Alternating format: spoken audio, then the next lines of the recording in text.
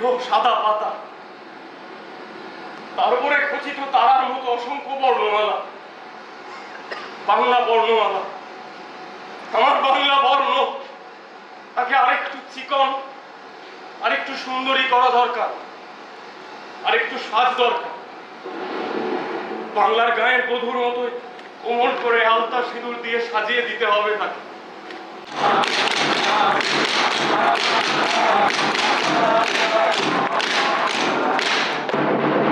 ভারত শ্মশান করো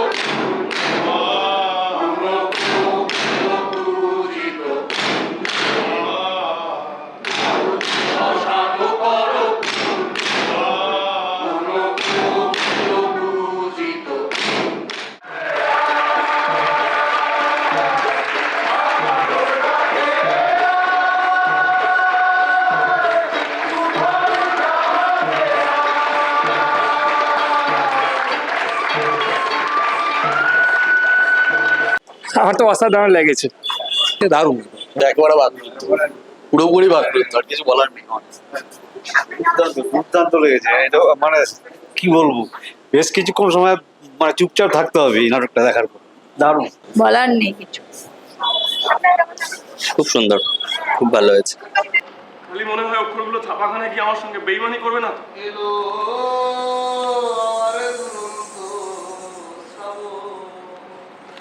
হয়তো কয়ের আকৃতি দেখা যাবে না, ফল এজ গুটিয়ে ফেলবে, শয়দানিটা সোজা হয়ে যাবে। চূর্ণী নদীর ঘূর্ণি পাখে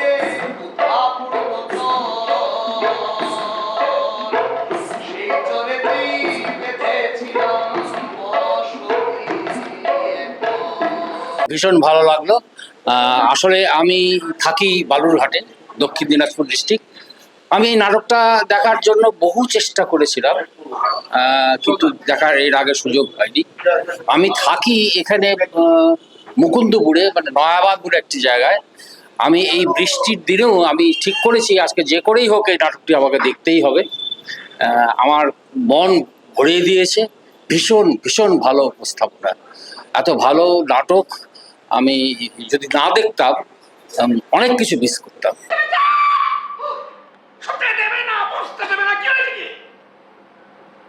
তুমি এবার দাদু হতে চলেছো গো বুড়ো। কার দাদু?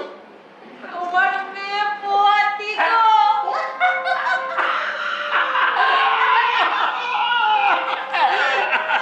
দারুণ ভালো লেগেছে, মানে আমি আপ্লুত, খুব ভালো লেগেছে, বলতে পারছি না। ভীষণ ভালো, কিছু বলার নেই, আলাদা করে তো কিছু বলারই নেই।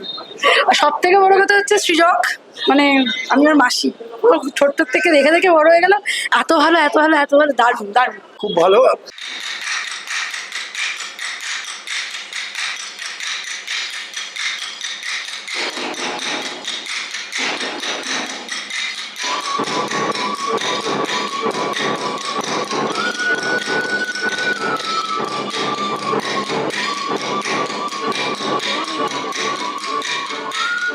ভীষণ ভালো লেগেছে। সবচেয়ে বড় কথা হচ্ছে যে বাংলা ভাষা এখন বড় বিপন্ন, চারিদিকে এই মানে ইংরেজি আনা, হ্যাঁ, এই কালচারটার মধ্যে বাংলা সংস্কৃতি কোথাও একটা হারিয়ে যাচ্ছে। এই নাটকের প্রেক্ষাগৃহে এসে মানুষ বাংলা ভাষার এই যে পুনরুজ্জীবন হচ্ছে, বাংলা ভাষার চর্চা হচ্ছে, কিভাবে বাংলা হরফের এই যে ইতিহাস, পঞ্চানন কর্মকারের প্রতি যে শ্রদ্ধাঞ্জলি, এটা সত্যি অসম্ভব ঋদ্ধ হলাম, সমৃদ্ধ হলাম। আরো বাংলা ভাষার চর্চা আসুক, বাংলা ভাষায় মানুষ আরো সমৃদ্ধ হোক, বাংলা সাহিত্যের প্রতি অনুরাগ আরো বাড়ুক মানুষের, এইটুকু কামনা করি।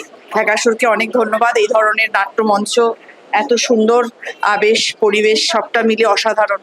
আর অরূপবাবুর কথা কি বলবো, অসম্ভব ভালো লেগেছে। এত অপূর্ব, ভবিষ্যতে আরো অনেকবার দেখার ইচ্ছা থাকলো। তুমি একটা কাজ করো, তুমি ওকে একদিন নিয়ে এসো, ও আমার সামনে বসে খোদাই করবে আর আমি দেখবো। আর সেদিন তোমরা সপরিবারে আমাদের সাথে বসে দুপুরের আহার সারবে। পেলি রে, বাচ্চাদের জন্য মন্ডা, মিঠাই, মিষ্টি, পাটালি যা আছে সব গুছিয়ে দে, শম্ভু নিয়ে যাবে। আচ্ছা রানীমা।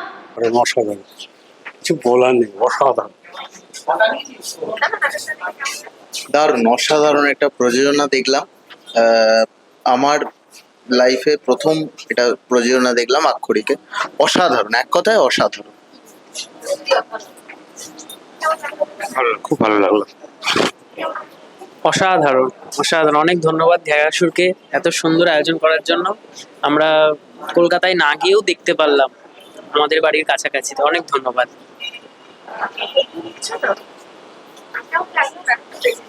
ভীষণ ভীষণ মানে বলার ভাষা নেই, অসাধারণ। আর একটা সব থেকে বড় হচ্ছে যে এত সুন্দর একটা গল্প যে জানলাম, ভীষণ ভালো লেগেছে। আর আজকে বাংলা ভাষা নিয়ে এই মুহূর্তে এত ভালো লেগেছে, অসাধারণ। আর শিল্পীদের তো কথাই নেই, যেমন গানের কণ্ঠশিল্পী তেমনি যে ছেলে যে ছোট পঞ্চানন করছে, অপূর্ব, সব কিছু মিলিয়ে অসাধারণ।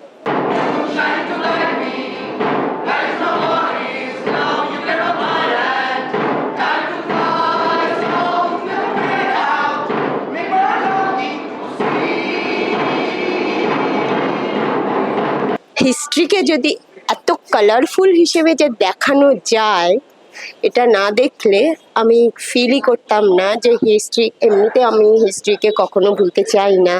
হিস্ট্রি আমার কাছে যারা অস্বীকার করে তাদেরকে আমার অসভ্য বলে মনে হয়। তাই আমার হিস্ট্রিকে তুলে ধরা একটা দারুণ ফিল করেছি।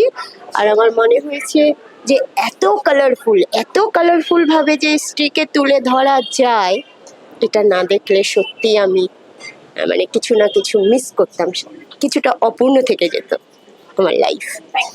কমান্ডার আরবকনর, শায়েস্তাকে হারিয়ে দিলেও মোগলরা আমাদের উপর জুলুম বন্ধ করেনি। এই বিপুল টাকার খাজনা আমরা দেব না। ব্যবসা করার স্বাধীনতা নেই। মোগল সেনারা চোরা গুপ্ত কোম্পানি এজেন্টের খুন করে লাশ হাফিজ করে দিচ্ছে।